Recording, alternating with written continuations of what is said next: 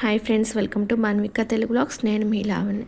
ఈరోజు morning టిఫిన్లోకి oats అయితే చేశానమాట. అందులోకి ఫ్రూట్స్ జామకాయ, అరటిపండు, పప్పాయ అయితే వేస్తున్నాను. అంటే మన దగ్గర ఏ ఫ్రూట్స్ ఉంటే అవి అయితే వేసుకోవచ్చు అనమాట. ఇంకా పిల్లలకి హాలిడేస్ కూడా ఇచ్చారు కాబట్టి కొంచెం వాళ్ళైతే లేట్గా లెగుస్తూ ఉంటారు. మన పని కూడా లేట్గా అవుతుంది. ఇంకా పని అంతా కంటిన్యూగా అయితే ఉండదన్నమాట. పిల్లలు ఇంట్లో ఉన్నప్పుడు ఎప్పుడైనా సరే అంతే. ఎందుకంటే వాళ్ళు లేవటం లేటు, మళ్ళీ వాళ్ళకి టిఫిన్స్ అట్లా అని చెప్పి అన్నీ లేట్ అయిపోతాయి. మనకు కూడా టైమింగ్స్ మారిపోతాయి. స్కూల్ ఉంటేనేమో ఎర్లీగా లెగుస్తాం కదా, స్కూల్ లేకపోతే కొంచెం బద్దకిస్తాం కదా, లెగుద్దాంలే అని చెప్పేసి అలాగే నా డే కూడా స్టార్ట్ అయిపోయిందనమాట. ఇంకా ఫైనల్గా ఇందులో కొంచెం హనీ వేసుకుంటే అయితే టేస్ట్ అయితే బాగుంటుంది. నేనైతే ఈరోజు కర్రీ వచ్చేసి గోంగూర పప్పు అయితే చేస్తున్నాను. గోంగూర ఒక కట్టని శుభ్రంగా కడుక్కోవాలి, ఎందుకంటే గోంగూరలో ఎక్కువ ఇసుకుంటుంది కాబట్టి బాగా అయితే క్లీన్ చేసుకోవాలి. అలాగే కందిపప్పును కూడా హాఫ్ అన్ అవర్ అయితే నానబెట్టుకున్నాను. ఇందులో ఒక టమాటా, ఉల్లిపాయ, పచ్చిమిర్చి ముక్కలు అయితే కట్ చేసి వేసుకున్నాను. ఇందులోనే రుచికి సరిపడినంత ఉప్పు, కారము, పసుపు, అలాగే కడిగి పెట్టుకున్న గోంగూర కూడా వేస్తున్నాను. అన్నీ ఒకేసారి వేసుకొని మూత అయితే పెట్టుకుందాం. ఆకుకూర ఉడకటానికి ఎక్కువ టైం పడుతుంది కాబట్టి కొంచెం ఎక్కువ విజిల్స్ రానిచ్చుకోవాలన్నమాట. ఇందులో ఒక గ్లాస్ వాటర్ అయితే పోస్తున్నాను. ఒక 5 to 6 విజిల్స్ అట్లా అయితే రానిచ్చాలి. ఇంకా ప్రెషర్ పోయిన తర్వాత మూత తీసి చూస్తే చూడండి, పప్పు అయితే బాగా కుక్ అయిపోయిందనమాట. పప్పు ఏంటంటే నానబెట్టి వండుకోవటం వల్ల గ్యాస్ ప్రాబ్లం ఉండదని చెప్తూ ఉంటారు. అందుకని వండే ముందు ఒక హాఫ్ అన్ అవర్ అయినా సరే నానబెట్టుకోండి. ఈ పప్పునైతే బాగా వెనిపేసుకున్నాం. ఇప్పుడు తాలింపు అయితే వేసుకుందాం. దీనికోసం స్టవ్ వెలిగించి ఒక గిన్నె పెట్టుకొని ఆయిల్ అయితే వేసుకున్నాను. ఆయిల్ హీట్ అయిన తర్వాత ఒక స్పూన్ పోపు దినుసులు అయితే వేసుకుంటున్నాను. పోపు దినుసులు వేగిన తర్వాత ఎండుమిర్చి, వెల్లుల్లి, కరివేపాకు అయితే వేస్తున్నాను. పప్పు అనేది నెయ్యితో వేసుకుంటే తాలింపు ఇంకా బాగుంటుంది అనమాట. లేకపోతే తినేటప్పుడు కానీ పప్పులో నెయ్యి వేసుకుంటే బాగుంటుంది. అందుకని పప్పు తాలింపు వేసేటప్పుడు కొంచెం నెయ్యి, నూనె రెండు కలిపి అయితే వేస్తూ ఉంటాను. అచ్చం నెయ్యి వేసినా బాగోదేమలే అని చెప్పి. అందులోనే కొంచెం ఇంగువ కూడా వేసామనుకోండి, గ్యాస్ట్రిక్ ప్రాబ్లమ్స్ కానీ ఎట్లాంటివి లేకుండా ఉంటే. తాలింపు వేగిన తర్వాత ముందుగా ఎనిపి పెట్టుకున్న పప్పు అయితే ఉంది కదా, అది వేసి కలిపేసుకోవటమే. మరీ థిక్గా ఉంటే కొంచెం వాటర్ పోసుకొని కలుపుకుంటే సరిపోతుంది. పప్పు అయితే రెడీ అయిపోయింది. ఇది రైస్లోకి, చపాతీలోకి, లేకపోతే రాగి ముద్దలోకి కూడా బాగుంటుంది. ఈరోజైతే నేను నెయ్యి ప్రిపేర్ చేస్తున్నాను అనమాట. అంటే ఫ్రిడ్జ్ కొన్న తర్వాత నుంచి ఇంకా ఫ్రిడ్జ్లో అయితే పెడుతున్నాను కదా. చూడండి మేగడైతే ఎంత ఉందో. ఇది మొత్తం మిక్సీ జార్లో వేసుకొని ఒకసారి మిక్సీ అయితే పట్టుకుంటున్నాను. అంతకుముందు ఫ్రూట్ జ్యూస్ది ఉండేది, అందులో వేస్తే బాగా వచ్చేదనమాట. అది ఈ మిక్సీకి, కొత్త మిక్సీకి అది సెట్ అవ్వట్లేదు. అందుకని చెప్పి మామూలు మిక్సీలోనే వేసాను. ఇది మళ్ళీ మనం కొంచెం వాటర్ పోసుకొని ఒకసారి కవ్వం పెట్టి అయితే కలుపుకోవాలి. అప్పుడే పర్ఫెక్ట్గా అయితే వస్తుందన్నమాట. ఇందులో వాటర్ పోసుకున్న తర్వాత ఒకసారి అయితే కవ్వం పెట్టి తిప్పుకున్నాను. తర్వాత ఏంటంటే మనం చేతితోటి అంటూ ఉంటే వెన్న అనేది ముద్దలాగా వస్తుందన్నమాట. మామూలుగా మనకి మిక్సీ జార్లో బ్లేడ్స్ని బట్టి అలా వస్తుందన్నమాట. ఫ్రూట్ జ్యూస్లో ఉండే బ్లేడ్స్కి అయితే వెన్న అనేది బాగా వస్తుందన్నమాట. ఇంక ఇక్కడ వెన్న అయితే రెడీ అయిపోయింది.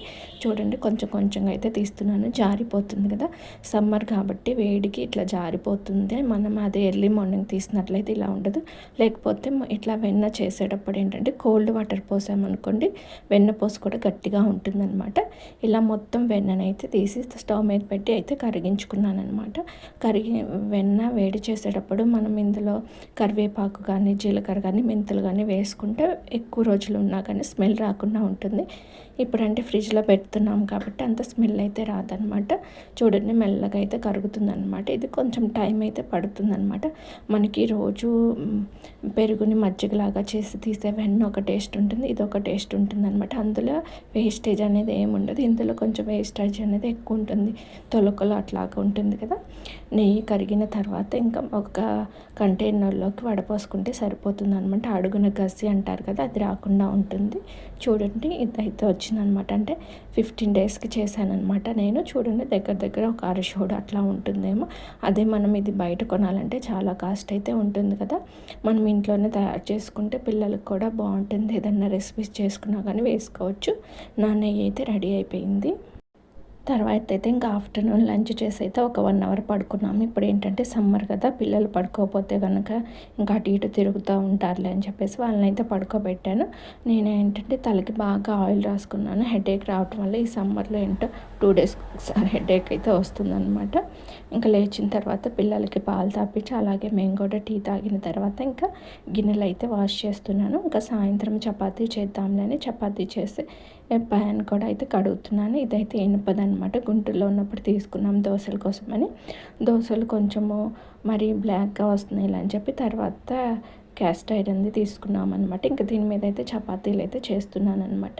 ఇంకా గిన్నెలు ఇవన్నీ కడిగిన తర్వాత ఇంకా పిల్లలకైతే స్నానాలు చేపించాను. వాళ్ళైతే ఆడుకుంటున్నారనమాట. చపాతీ పిండి కూడా కలిపి పక్కన పెట్టుకున్నాను. ఎందుకంటే కొంచెము సాఫ్ట్గా అవుతుంది కదా చపాతీకి, అందుకని చెప్పి అయితే పిండి అయితే కలిపేసి పక్కన పెట్టుకున్నాను అనమాట.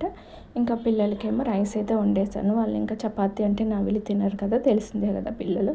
మా బాబు అయితే కొంచెం తింటాడు కానీ మా పాప ఏంటంటే ఏమీ నవ్వదు కాబట్టి తనకి ఏదన్నా పెట్టాలన్నా కానీ ఇబ్బంది అనమాట.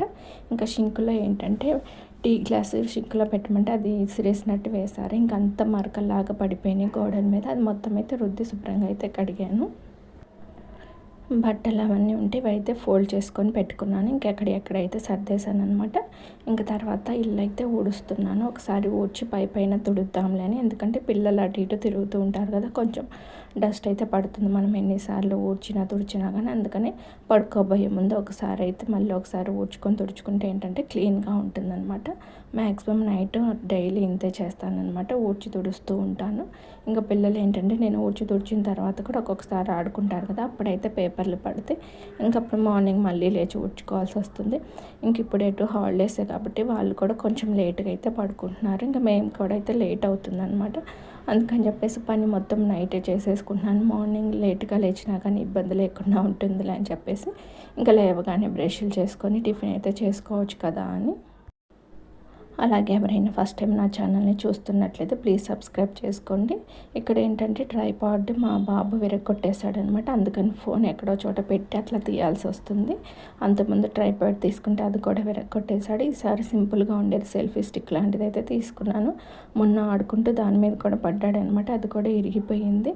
ఇంకా అందుకని గోడ దగ్గర అంచి అట్లా పెట్టి అయితే వీడియో తీస్తున్నాను అనమాట. కొన్ని అయితే వీడియోస్ కూడా తీయలేదు, ఎందుకంటే మొబైల్ ప్రాపర్గా పెట్టడానికి అయితే రావట్లేదు అనమాట. హోల్డర్ ఉంటే సరిగ్గా పెట్టలేదు కదా.